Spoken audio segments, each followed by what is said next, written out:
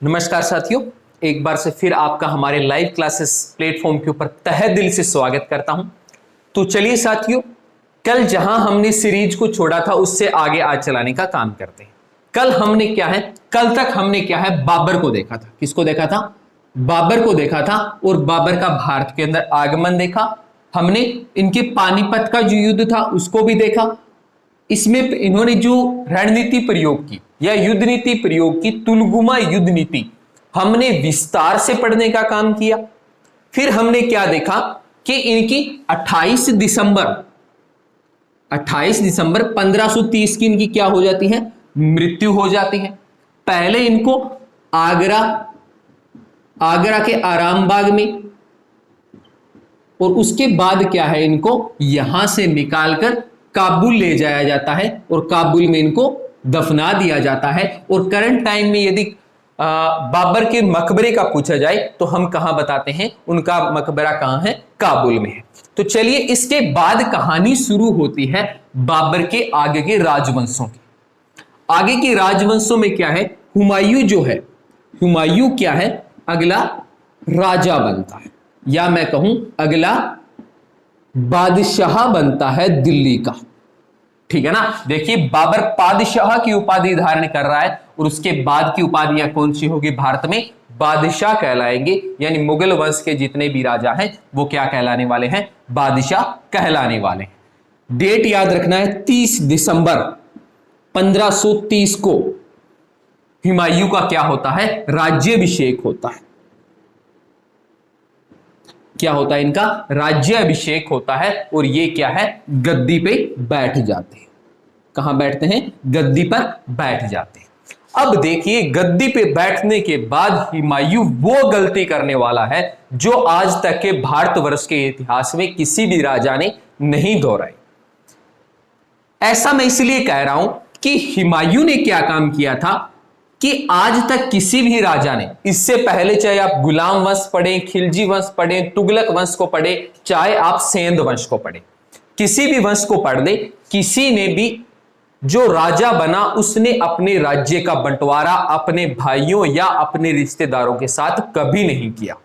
यानी जो सबसे बड़ा होता था वो राज्य का राजा बनता था और बाकियों, किसी को गवर्नर बनाया जाता था तो किसी को सेनापति बना दिया जाता था। परंतु हुमायूं ने क्या काम किया, हुमायूं ने बुनियादी गलती की सबसे बड़ी कि इसने अपने भाइयों, देखिए इसके भाई कौन कौन है, सबसे पहले आपको याद रखना है कामरान। कौन है, कामरान। कामरान को इसने क्या काम किया, जो कंधार का क्षेत्र है, कहां का क्षेत्र है, जो कंधार का क्षेत्र है, और दूसरा जो बाबर का पसंदीदा काबुल का क्षेत्र है, ये दोनों किसको दे दिए थे, इसने कामरान को दे दिए थे। उसके बाद क्या है, अस्करी। कौन है, अस्करी। अस्करी को इसने क्या काम किया था, जो संभल का क्षेत्र है, कौन सा, संभल का जो क्षेत्र है, ये किसको दे दिया था, अस्करी को दे दिया था। और एक बचा था हिंदाल। कौन, हिंदाल। हिंदाल को इसने क्या काम किया, हरियाणा में जो मेवात का क्षेत्र है, मेवात का क्षेत्र किसको सौंप दिया था, हिंदाल को सौंप दिया था। ठीक है ना। तो खुद कहां बैठ गया, दिल्ली में बैठ गया। यानी कि बाबर ने अनेक युद्ध लड़के जो एक छत्र राज स्थापित किया था, उस राज्य को सबसे पहले हुमायूं ने क्या काम किया, मुख्यतः 4 भागों में बांट दिया था।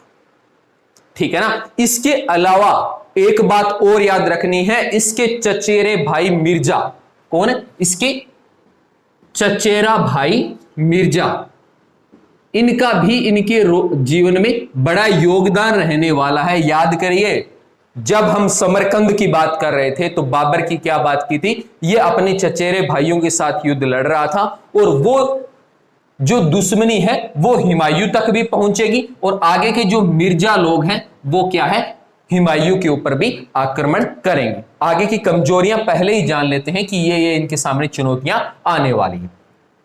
तो सबसे बड़ी गलती इनकी यह रही कि इन्होंने अपने राज्य को क्या कर दिया, अनेक भागों में बांट दिया। बांटने के कारण क्या है, देखिए, जब राज्य को बांटा जाता है तो उसकी जो सेना होती है, उसकी जो सेना होती है वो भी क्या है, अनेक भाग में बंट जाएगी। शक्ति भी क्या होने लगेगी, आधी होने लगेगी। ठीक है ना। तो इस नजर से देखा जाए तो आपको ये चीजें जरूर याद रखनी है कि किसको कौन सा क्षेत्र दिया था स्टेट पीएससी के अकॉर्डिंग। ये चीजें बड़ी इंपॉर्टेंट है कि हिंदाल को कौन सा क्षेत्र दिया, अस्करी को कौन सा दिया, कामरान को कौन सा दिया, और हुमायूं खुद राज करने कहां बैठ गया था, दिल्ली में बैठ गया था। इसके अलावा इसके राज्याभिषेक से पहले देखिए, इसके राज्याभिषेक से पहले क्या है, इसकी एक बहन है गुलबदन बानो बेगम। कौन? गुलबदन बानो बेगम, ठीक है ना। इसका पति है कौन? मेहंदी ख्वाजा। मेहंदी ख्वाजा क्या है? गुलबदन बानो बेगम का क्या है? हस्बैंड है। कहानी एक इस तरह से मोड़ लेती है कि जैसे ही बाबर की मृत्यु होती है, जैसे ही बाबर मरता है, तो बाबर के जो सेनापति है, देखिए हालांकि मेहंदी ख्वाजा खुद सेनापति के रूप में काम कर चुका था, हुमायूं खुद क्या है, सेनापति के रूप में काम कर चुका था। हमने जब प्रथम पानीपत का युद्ध देखा, उसमें जब तुलगुमा युद्ध नीति को देख रहे थे, तो मैंने क्या बताया था, दाईं ओर से जो आक्रमण करता था वो मेहंदी ख्वाजा करता था, और बाईं ओर से जो आक्रमण करता था वो कौन करता था, हुमायूं करता था, और सेना का नेतृत्व यही दोनों किया करते थे। परंतु इसके अलावा क्या थे, बाबर की सेना में कोई दो सेनापति नहीं थे, कई सारे सेनापति बाबर रखा करता था, क्योंकि एक ही समय में अनेक युद्ध अभियान इनके समय में चलते रहते थे। तो ऐसे में क्या है, ये सेनापति ये चाहते थे कि जो गुलबदन बानो बेगम के पति मेहंदी ख्वाजा है वो क्या करे, दिल्ली की गद्दी पे बैठे, परंतु ऐसा हुआ नहीं। देखिए एक छोटी सी भूल यहां पे मेहंदी ख्वाजा कर देते हैं। सबसे बड़ी भूल क्या काम करते हैं, लगभग सारी तैयारियां हो चुकी थी, पूरा षड्यंत्र हो चुका था कि मेहंदी ख्वाजा को क्या बनाया जाएगा, भारत का अगला बादशाह बना दिया जाएगा। परंतु होता क्या है, 29 दिसंबर की रात को मेहंदी ख्वाजा बात कर रहे होते हैं अपने किसी अजीज से, और कह रहे होते हैं जो लोग आज हुमायूं के खिलाफ बगावत कर रहे हैं, कल को वो मेरे खिलाफ भी बगावत करेंगे, और जैसे ही मैं बादशाह बनूंगा, बादशाह बनते ही सबसे पहले उन्हीं को मौत के घाट उतार दूंगा। तो ऐसा कुछ इतिहासकारों का मानना है, और कहते हैं जैसे ये बात उनके सेनापति और जो उनके दूसरे जो दरबारी होते हैं वो सुनते हैं, तो वो उसी वक्त निर्णय लेते हैं कि मेहंदी ख्वाजा अब बादशाह नहीं बनेगा, बादशाह सीधे 30 तारीख को किसको बना दिया जाता है, हुमायूं को भारत का अगला बादशाह नियुक्त कर दिया जाता है, या भारत के अगले बादशाह के रूप में इनका राज्याभिषेक हो जाता है। तो ये प्रारंभिक कड़ी है हुमायूं को लेके। इसके बाद बिल्कुल यदि युद्ध नीतियों की बात की जाए तो युद्ध नीतियां बाबर से इनकी पूर्ण रूप से अलग रहेगी, परंतु इनका भी जीवन पूरा जीवन इनका युद्ध में निकलेगा। और एक इतिहासकार इनके बारे में कहता है कि पूरी जीवन हुमायूं लड़खड़ाता रहा, और अंत में लड़खड़ाता हुआ ही क्या है,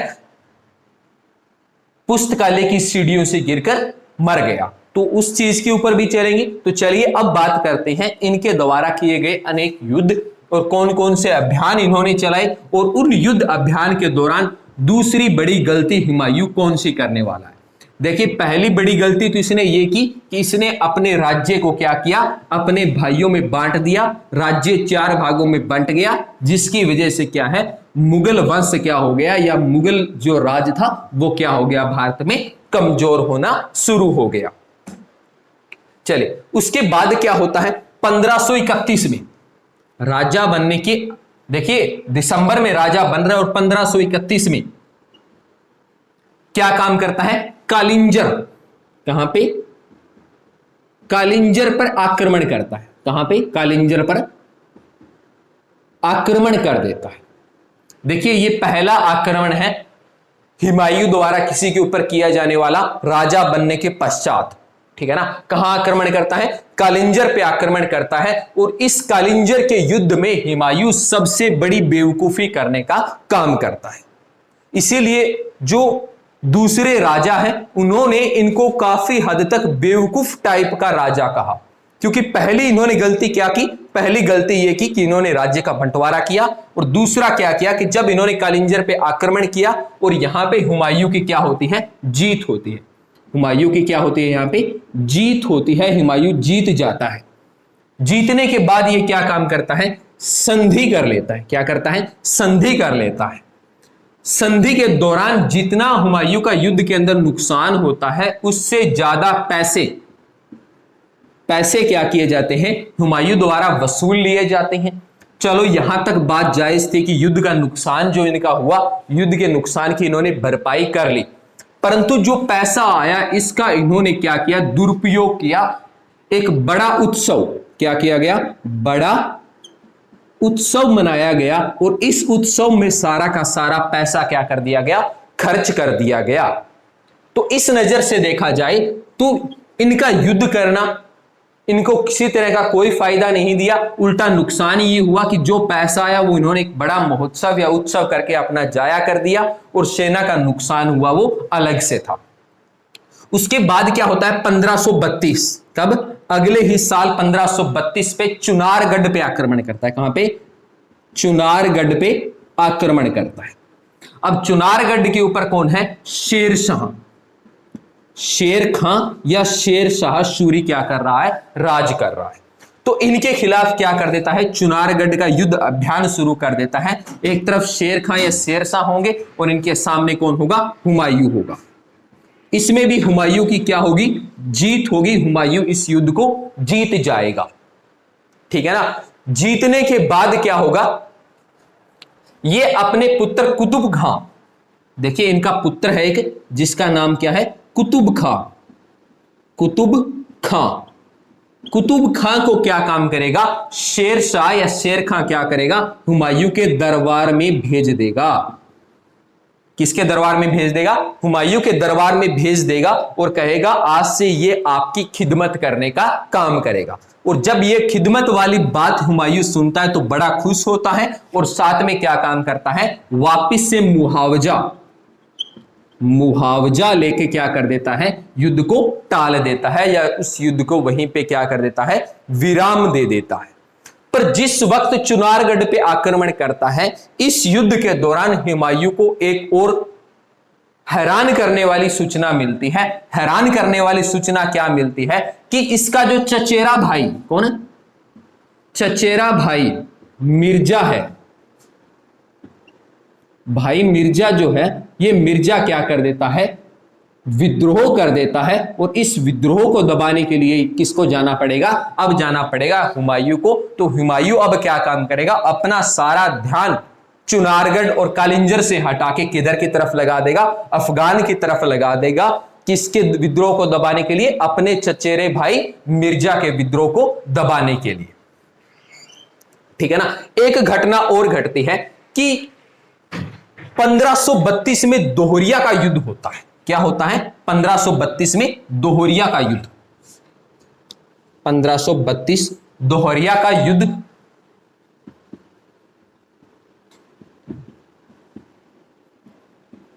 देखिए इस युद्ध के अंदर क्या होता है? एक तरफ अफगान होते हैं, एक तरफ क्या होता है? हुमायूं होता है। एक तरफ कौन होंगे? अफगान लोग होंगे और दूसरी तरफ कौन होंगे? हुमायूं इनके सामने होगा। अब इस युद्ध में क्या होगा? हुमायूं की क्या होगी? जीत हो जाएगी। हुमायूं की क्या हो जाएगी? जीत हो जाएगी, ठीक है ना। अब क्या होगा? चलो जीत हो गई। इस चीज का फायदा उठाने के लिए पहुंचेगा यहां पे शेर खां। इसका फायदा उठाने के लिए कौन पहुंचेगा? शेर खां यहां पे पहुंचेगा। शेर खां का क्या काम करेगा कि अफगान का जो गवर्नर है, कौन है? अफगान का जो गवर्नर है, जो कि हुमायूं के हाथों मारा जा चुका है, इसकी एक पत्नी है जिसका नाम क्या देखने को मिलता है? लॉर्ड मलिक। क्या है? लॉर्ड मलिक। शेरशाह आके जो अफगान का राजा या गवर्नर मर चुका है उसकी पत्नी लॉर्ड मलिक से क्या कर लेगा? शादी कर लेगा। और जैसे ये इससे शादी करेगा, शादी करने के बाद जो दोहरिया का जो क्षेत्र है ये किसके अधीन आ जाएगा? शेर खां के या शेरशाह के अधीन आना शुरू हो जाएगा। देखिए एक नजर से देखा जाए तो हुमायूं अनेक युद्ध कर रहा है पर किसी युद्ध में इसको कोई फायदा नहीं हो रहा। अफगान का युद्ध इसने लड़ा, चुनारगढ़ का इसने लड़ा, कालिंजर का इसने लड़ा, पर हर युद्ध में इसने क्या की? महज एक संधि की, कुछ नुकसान या भरपाई का पैसा लिया और लेके वापस कहां चला जाता था? दिल्ली चला जाता था। हालांकि जब इसके चचेरे भाई ने भी विद्रोह किया तो इससे भी इसको कोई फायदा नहीं हुआ, इसका क्षेत्र था उतना का उतना रहा। हालांकि इसने लगातार संधियां करके अपनी सेना के मनोबल को गिराने का काम यहां पे जरूर किया था। अब नजर डाल लेते हैं कि दिल्ली से थोड़ी ही दूरी पे हमें पता है गुजरात भी है, ज्यादा दूरी नहीं है अगर क्षेत्र के हिसाब से देखी जाए, एक प्रशासनिक क्षेत्र के अनुसार देखें तो थोड़ी सी नजर डाल लेते हैं गुजरात के बहादुर शाह पे। चलिए गुजरात की तरफ ले चलते हैं अब आपको, क्योंकि गुजरात का भी सीधा लेना देना होगा किसके साथ, हुमायूं के साथ, जब कहानी किसकी आएगी, रानी कर्मावती का हम जिक्र करेंगे। हालांकि रानी कर्मावती से अगर गुजरात का शाह युद्ध न करता तो शायद गुजरात की तरफ कभी हुमायूं नहीं जाता। तो चलिए देख लेते हैं गुजरात को। देखिए गुजरात की बात करें तो यहां पे बहादुर शाह, कौन, बहादुर शाह क्या कर रहा है, यहां पे शासन कर रहा है, ठीक है ना। ये बहादुर शाह क्या काम करता है, 1531 में ये भी आक्रमण करता है मालवा के क्षेत्र पे, और मालवा पे क्या कर लेता है, अपना अधिकार कर लेता है। फिर 1532 के अंदर ये अगला आक्रमण करता है, और इस बार जो रामसीना दुर्ग है, कौन सा, रामसीना दुर्ग या किला, इसके ऊपर कब्जा कर लेता है। और फिर 1533 में, इससे अगले साल, ये क्या करता है, मेवाड़ पे आक्रमण कर देता है। कहां पे, मेवाड़ पे आक्रमण कर देता है। चलिए यहां तक ये जो जितने आक्रमण करता है इनसे इतनी ज्यादा तकलीफ नहीं होती हुमायूं की, क्योंकि जैसे हुमायूं लगातार युद्ध लड़ रहा है, गुजरात का बहादुर शाह भी क्या काम कर रहा है, अपने युद्ध अभियान चला रहा है। यहां पे बहादुर शाह दो बुनियादी गलती करेगा। बुनियादी गलती क्या करेगा, पहली गलती यह करेगा कि जो मिर्जा लोग हुमायूं का विद्रोह कर रहे थे हुमायूं के विरुद्ध, उनको शरण कौन देगा, बहादुर शाह देगा। मतलब हुमायूं के दुश्मन को शरण कौन दे रहा है, बहादुर शाह दे रहा है। तो इस वजह से क्या है, हुमायूं बहादुर शाह के विरुद्ध हो जाएगा। देखिए ये बहादुर शाह वो नहीं है जो आगे मुगल वंश में आएगा, ठीक है ना, एक नाम के अनेक शख्स भी होते हैं। ये गुजरात का राजा है बहादुर शाह, ये अलग है उनसे, ठीक है ना। तो चलिए मेवाड़ पे क्या कर देता है, आक्रमण कर देता है। यहां पे मेवाड़ के जो वीर राजपूत हैं, जो वीर राजपूत हैं, ये वीर राजपूत क्या काम करते हैं, बहादुर शाह का सामना करते हैं, और अंत में क्या हो जाती है, इनके बीच में संधि हो जाती है, और युद्ध एक समय के लिए क्या कर दिया जाता है, टाल दिया जाता है। परंतु यहां मेवाड़ में जो रानी है, रानी का नाम जरूर याद रखना है, कर्मावती। कौन सी, कर्मावती, ठीक है ना। कर्मावती रानी का नाम जरूर याद रखना है। यहां पे ये मुख्य रूप से मेवाड़ में क्या कर रही है, राज करने का काम कर रही है। तो रानी कर्मावती को इस बात का पूरा भरोसा था कि आज नहीं तो कल बहादुर शाह दोबारा मेवाड़ पे क्या करेगा, आक्रमण करेगा, ठीक है ना। इस बात का पूरा भरोसा था किसको, रानी कर्मावती को। इसीलिए रानी कर्मावती क्या करती है, हुमायूं को क्या भेजती है, राखी भेजती है, राखी भेजती है, और कहती है आप मेरी गुजरात का जो बादशाह बहादुर शाह है उससे आप मेरी क्या करिए, रक्षा करिए। और जैसे ही हुमायूं को रानी कर्मावती की राखी मिलती है, उसी वक्त अपनी सेना को लेके कर्मावती की रक्षा के लिए क्या है, हुमायूं दिल्ली से मेवाड़ की तरफ कूच कर देता है या चल पड़ता है। परंतु दुर्भाग्यवश रास्ते में शेरशाह सूरी के साथ और जो दूसरे छोटे राज्य हैं उनके साथ हुमायूं के टकराव हो जाते हैं, और हुमायूं को यहां पहुंचने में देरी होना शुरू हो जाती है। और इस बात का फायदा उठा के 8 मार्च, कब, 8 मार्च 1535 क्या होता है, सेकंड आक्रमण होता है। किस पे, मेवाड़ पे।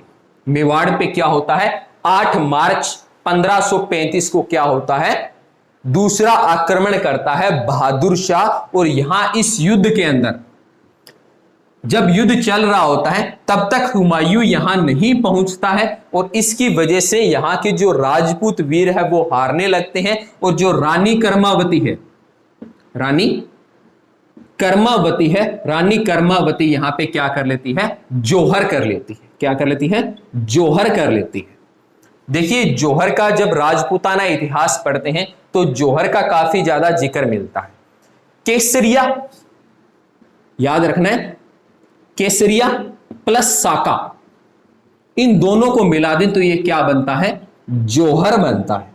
अब कहोगे ये केसरिया क्या होता है, केसरिया वो होता है जब राजपूताना वीर लड़ने के लिए जाते हैं और उनको पता होता है उनकी मौत निश्चित है और फिर भी लड़ने जाते हैं, तो उस वक्त वो केसरी रंग के कपड़े को अपने सर पे बांधते हैं और वीर गति को प्राप्त हो जाते हैं, उसको केसरिया बोलते हैं। और उसके बाद रानी अपनी प्राण त्यागती है, उसको साका बोलते हैं और दोनों को मिला दे तो उसको क्या बोलते हैं, उसको शुद्ध रूप से जोहर बोला जाता है।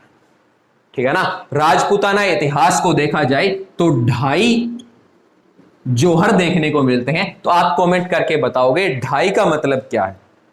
ठीक है ना। चलो इतना बता दूं, एक में क्या होगा, रानी मर जाएगी और राजा बच जाएगा, इसलिए उसको आधा जोहर माना जाता है। तो आप बता दो वो कौन सा है, कमेंट बॉक्स में कमेंट करना न भूलना।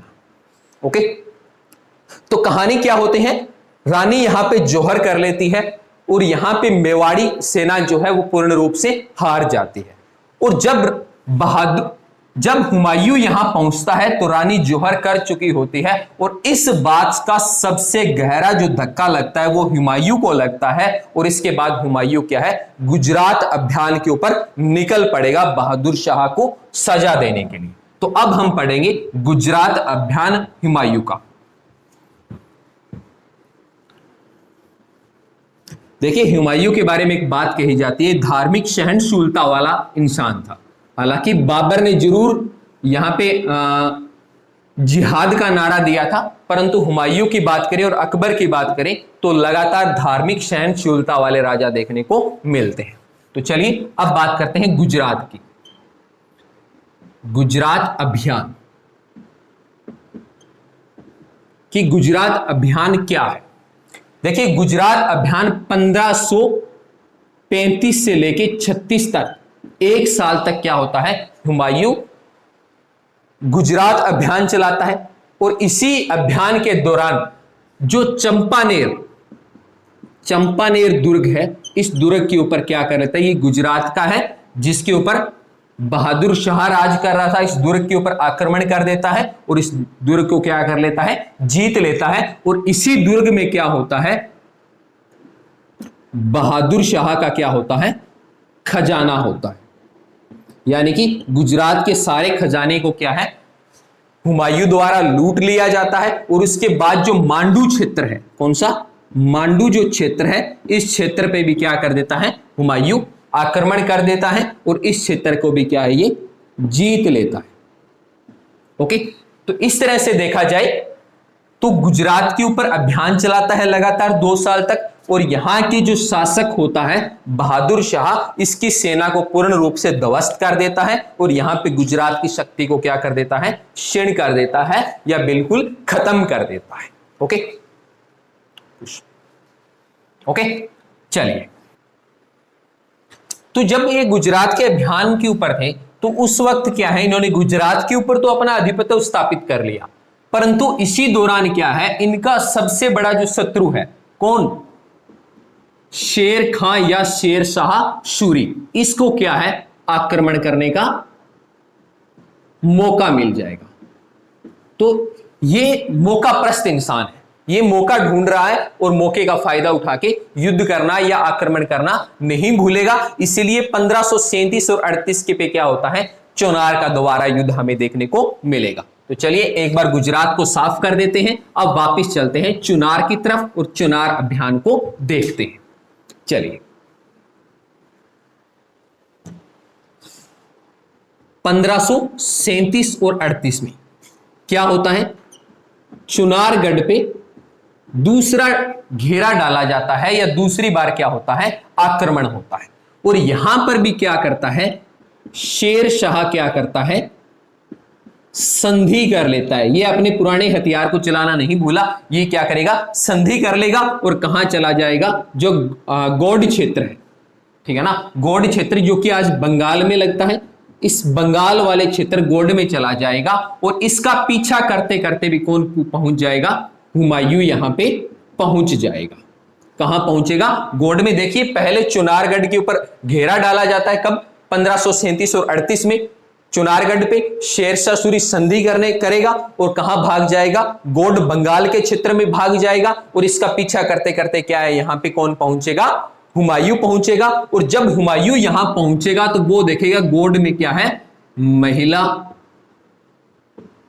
बच्चे, बूढ़े, जवान, इनके लाशों के ढेर लगे हुए हैं। इनके क्या लगे हुए हैं, लाशों के ढेर लगे हुए हैं। और उसके बाद गौड़ वाले क्षेत्र को क्या नाम देता है, ये जनताबाद, क्या नाम देता है, जनताबाद क्या काम करता है, इस क्षेत्र को नाम देता है। तो ये प्रश्न यहां से छप सकता है स्टेट पीएससी में कि जनताबाद गौड़ क्षेत्र को किसने नाम दिया था, तो देने का श्रेय किसको जाएगा, यहां पे श्रेय जाएगा हुमायूं को जाएगा, जो कि जनताबाद की स्थापना करता है। और शेर शाह क्या काम करता है, यहां का जो खजाना होता है, कहां का, गौड़ का जो खजाना है, इसको क्या काम करता है, रोहतासगढ़ में, कहां पे, रोहतासगढ़ में क्या कर देता है, ट्रांसफर करने का काम करता है, ठीक है ना।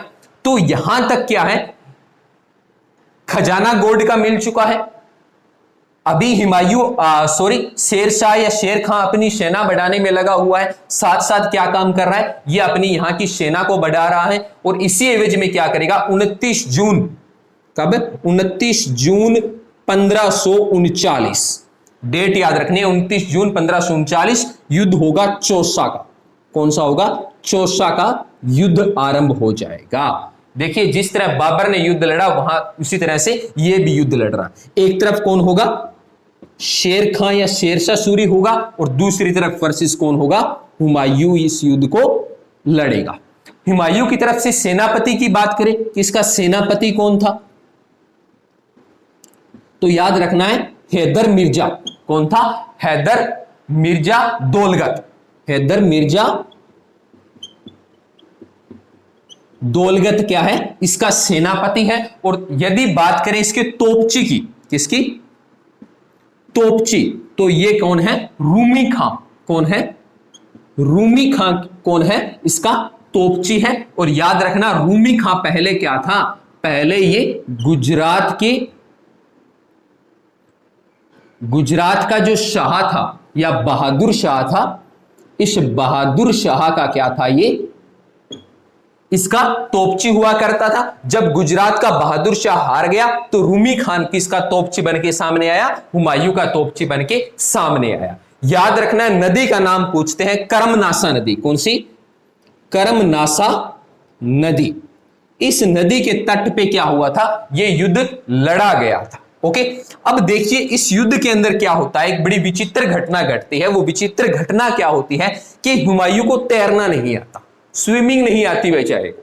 तो ये क्या है, लड़ते लड़ते नदी में गिर जाता है। कहां गिर जाएगा, इस नदी में गिर जाता है। और जब ये डूबने लगता है तब कौन है, एक शख्स का याद रखना है नाम, निजाम सिक्का। क्या नाम है, निजाम सिक्का।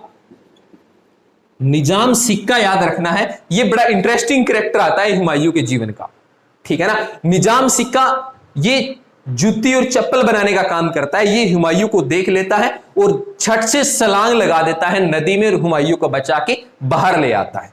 बाहर आने के बाद हुमायूं अपना परिचय देता है निजाम सिक्का को कि मैं दिल्ली का बादशाह हुमायूं हूं और आज तेने मेरी जान बचा के मेरे ऊपर बहुत बड़ा एहसान किया है और बदले में मांग तू मेरे से क्या मांगता है। वचन भर देता है कि मांग ले, जो तेरे से मांग सकता है वो मैं तेरे को दूंगा, पर एक कंडीशन है, अभी मैं युद्ध हार के आ रहा हूं, मेरे पास कुछ भी नहीं है देने के लिए। जिस दिन मैं दिल्ली की गद्दी पे बैठूंगा उस दिन आप मेरे दरबार में आना और जो आप एक इच्छा कहोगे आपकी इच्छा क्या करूंगा, पूरी करूंगा। तो एक बार निजाम सिक्का के बारे में इतना याद रखना है, इसकी कहानी एक बार फिर से दोहराऊंगा जब मैं हुमायूं के दूसरे फेज को पढ़ूंगा, ठीक है ना। जब आपको दूसरा फेज में बताऊंगा उस वक्त निजाम सिक्का की जरूर याद दिलाऊंगा, ठीक है ना। जो अजमेर शरीफ की दरगाह है उसके अंदर निजाम सिक्का की दरगाह भी आपको देखने को मिलेगी, ठीक है ना। इसके बाद क्या होता है, 17 मई पे आ जाइए, 17 मई 1540। कब? 17 मई 1540 बिलग्राम का युद्ध। कौन सा? बिलग्राम का युद्ध। ये बिलग्राम का युद्ध होता है, या इसको क्या नाम देते हैं, इसको कन्नौज का युद्ध भी बोलते हैं। कहां? कन्नौज का युद्ध, क्योंकि बिलग्राम कहां है? कन्नौज में है। देखिए यह 2 प्रश्न सीधे के सीधे छपते हैं आपके एग्जाम में। कौन सा? बिलग्राम का युद्ध कब हुआ और दूसरा चौसा का युद्ध कब हुआ। ये 2 बातें बड़ी इंपॉर्टेंट है, इनको रट लीजिए, ठीक है ना। यहां से सीधे रूप से प्रश्न छापता है आपका कंपटीशन एग्जाम वाला। ओके, तो बिलग्राम का युद्ध होता है और बिलग्राम के युद्ध में क्या होता है, हुमायूं हार जाता है। क्या हो जाता है? हार जाता है। और हार जाने के साथ साथ ही क्या काम कर देगा, इंक। ओके, तो हार जाएगा, तो हारने के साथ ही क्या होगी, अब हुमायूं को दिल्ली छोड़ना पड़ेगा। और छोड़ने के बाद अब देखेंगे इसके जीवन का दूसरा चरण या दूसरा फेज कैसे शुरू होता है। तो चलिए अब चलते हैं बिलग्राम के युद्ध के बाद हुमायूं की जीवन की आगे की कड़ी में, जब ये मेवात की तरफ भागेगा अपने भाइयों की तरफ, ठीक है ना। जो इन्होंने स्टार्टिंग में गलती की थी उन गलतियों की तरफ अब ये जाएगा और देखेंगे वहां पे क्या नतीजा रहने वाला है, कौन कौन सी बड़ी घटनाएं हुमायूं के जीवन को लेकर यहां पे घटने वाली है। तो चलिए 1540 में हमने बिलग्राम का युद्ध देख लिया। कब? 1540 में बिलग्राम का युद्ध। अब क्या होगा, 1541 अगले ही साल भागते भागते कहां पहुंचेगा, मेवात। कहां पहुंचेगा? मेवात पहुंचेगा। वहां राज कौन कर रहा है? हिंदाल। कौन है? हिंदाल। कहां राज कर रहा है? मेवात वाले क्षेत्र पे राज कर रहा है। तो ये क्या करेगा, अपने भाई हिंदाल के पास चला जाएगा, इससे शरण मांगेगा। और हिंदाल क्या काम करेगा, हुमायूं को अपने यहां शरण देने का काम करेगा। एक शख्स होगा हिंदाल का गुरु, इन गुरु का नाम जरूर याद रखना है। इनके गुरु है मीर बाबा दोस्त। कौन है? मीर बाबा दोस्त। ये क्या है? गुरु हैं। किसके? हिंदाल के गुरु है। इनकी एक पुत्री है हमीदा बानो बेगम। कौन है इनकी पुत्री? हमीदा बानो बेगम। हमीदा बानो बेगम, ठीक है ना। इनका नाम जरूर याद रखना है, हमीदा बानो बेगम की। किसकी लड़की है ये? मीर बाबा दोस्त की है। और इनकी आयु महज क्या है? 9 वर्ष की इनकी आयु है। हुमायूं क्या काम करता है? हुमायूं कर लेता है हमीदा बानो बेगम से क्या कर लेगा? हुमायूं शादी कर लेगा। हुमायूं क्या कर लेगा? शादी कर लेगा। शादी के बंधन में बंध जाएंगे। और इस बात का जब पता हिंदाल को चलेगा तो हिंदाल बहुत नाराज होता है अपने भाई से। और इनकी नाराजगी की वजह से क्या होगा, इनको मेवात का क्षेत्र छोड़ना पड़ेगा। और मेवात का क्षेत्र छोड़ने के बाद जो मारवाड़ का क्षेत्र है, कौन सा? मारवाड़ का क्षेत्र, मारवाड़ के क्षेत्र की तरफ जाएगा। और यहां एक शख्स का नाम देखने को मिलेगा, मालदेव। क्या नाम देखने को मिलेगा? मालदेव नाम देखने को मिलता है। कहां का शासक है? मारवाड़ का शासक है। कौन? मालदेव। इनके पास कौन आएगा? हुमायूं आएगा। और हुमायूं इनको क्या कहेगा? आप मेरे को शरण दे दीजिए, ठीक है ना। मालदेव एक बार के लिए हुमायूं को शरण देता भी है, परंतु क्या होता है, जो शेर खान है या शेर शाह सूरी है, शेर शाह सूरी के दबाव के चलते मालदेव हुमायूं से रिक्वेस्ट करता है कि यदि आप मेरे राज्य में ठहरे तो शेर शाह सूरी इस वक्त काफी ताकत में आ चुका है, काफी सत्ता हथिया चुका है, तो वो क्या करेगा, मेरे पे आक्रमण कर देगा। तो भाई तेरे साथ साथ मेरे को भी भागना पड़ेगा। तो इससे अच्छा है कि तू अकेला भाग जा और मेरे को बख्श दे। तो ऐसे में क्या है, ये मारवाड़ से भी अब जाना पड़ेगा। और यहां से जाता है हुमायूं कहां पे? अमरकोट। कहां जाएगा? अमरकोट जाएगा, ठीक है ना। अमरकोट चला जाएगा। और यहां पे सोडा बीरसाल, कौन है? सोडा बीरसाल, ये क्या कर रहा है? यहां पे राज कर रहा है। तो इनके दरबार में आता है कौन है? हुमायूं आता है अमरकोट में और रिक्वेस्ट करता है कि भाई साहब मेवाड़ वालों ने भी मेरे को भगा दिया, मेवात वाले मेरे भाई ने भी मेरे को भगा दिया, तो अब ऐसे कर तू मेरे को जगह रहने के लिए पनाह दे दे। और डेट याद रखनी है 15 अक्टूबर 1542। 1542 हमीदा बानो बेगम, कौन है? हमीदा बानो बेगम, ये क्या काम करती है? ये बदरुद्दीन को जन्म देती है। किसको? बदरुद्दीन को जन्म देती है। और यही बदरुद्दीन आगे जाके क्या है? अकबर के नाम से क्या होगा? भारतवर्ष में मशहूर होगा। ठीक है ना? तो याद रखना है ये कौन है? ये अकबर का पूरा नाम है कौन? बदरुद्दीन। ओके, और बदरुद्दीन ही आगे क्या कहलाएगा? अकबर नाम से भारतवर्ष में क्या होने वाला है? प्रसिद्ध होने वाला है। ओके, अब देखिए जब ये जन्म होता है उस समय क्या है?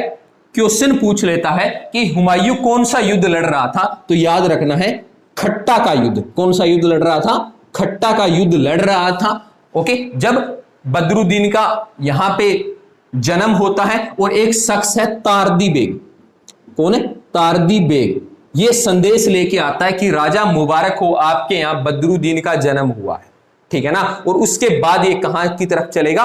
काबुल की तरफ चलेगा, क्योंकि संदेश अकेला इतना नहीं था। संदेश में यह भी कहता है कि हमारी सेना तैयार है, क्यों न अब काबुल की तरफ आक्रमण किया जाए। और यही कारण है कि 1555 में 1555 का जब समय आएगा तो ये क्या है? काबुल और कंधार जो इसके भाई के पास क्षेत्र थे, इन दोनों के ऊपर आक्रमण कर लेगा। और इन दोनों आक्रमण को करने के बाद क्या है? इन दोनों क्षेत्रों को भी जीत लेगा। कौन? हुमायूं। ठीक है ना? अब जब यह घटना चल रही है तो इसी वक्त क्या है? शेर शाह। कौन है? शेर शाह की क्या हो जाएगी? मृत्यु हो जाएगी। और जैसे ही शेर शाह की मृत्यु होगी, हुमायूं की आधी सिरदर्दी कम हो गई कि भैया जिसका डर था वो तो चला गया, अब क्यों न अब मैं भारत की तरफ रुख करूं। तो भारत की तरफ या दिल्ली की तरफ रुख करने से पहले क्या है? कुछ बीच में राजा और आएंगे, याद रखना है। इस्लाम शाह। कौन है? इस्लाम शाह। अगर कई बार सीक्वेंस पूछ लेता है, ऑर्डर पूछ लेता है कि शेर शाह के बाद राजा कौन बनता है, तो इस्लाम शाह बनता है। इस्लाम शाह के बाद जलाल खां बनता है। अगला राजा कौन बनता है? जलाल खां बनता है। उसके बाद आदिल शाह बनेगा। कौन है? आदिल शाह। और आदिल शाह के बाद अंत में कौन बनेगा? सिकंदर सूर। कौन बनेगा? सिकंदर सूर क्या बनेगा? राजा बनेगा। देखिए इनकी मृत्यु के बाद थोड़े से समय में जो सूरवंश आया था उसके अंदर क्या है, या शेरशाह सूरी के जो आगे वंशज आए, एक थोड़े से समय में कई सारे राजा बदले गए, क्योंकि इनमें से कोई भी उस पद के लिए या उस क्षेत्र को संभालने के लिए योग्य नहीं था। और इस चीज का फायदा उठाने के लिए अब कौन आएगा? अब भारतीय सरजमी पे दोबारा आक्रमण करने के लिए कौन आएगा? हुमायूं आएगा। और इसी के साथ क्या होता है? ये प्रथम अध्याय होता है किसका? हुमायूं का। देखिए हुमायूं के जीवन को 2 अध्याय में पढ़ते हैं। प्रथम अध्याय हमने पढ़ लिया, अब पढ़ेंगे इसके चैप्टर का दूसरा अध्याय, जिसमें वापिस गद्दी हती आएगा। कौन? हुमायूं। और फिर से भारत के अंदर किसकी स्थापना करेगा? मुगल वंश की स्थापना करने का काम करेगा। तो चलिए अब चलते हैं इनके दूसरे अध्याय की तरफ। देखिए जब से राजा बना है इसने युद्ध के सिवाय कुछ नहीं किया। और ऐसे इसके पिता थे बाबर। बाबर भी जब से गद्दी पे बैठा था, अपनी दादी दौलत एहसान बेगम के सिफारिश पे, उसके बाद उसने भी लगातार युद्ध लड़े। और युद्ध लड़ते लड़ते क्या हुआ? वीर गति को प्राप्त हो गया। तो अब चलते हैं 15 मई 1555। कब?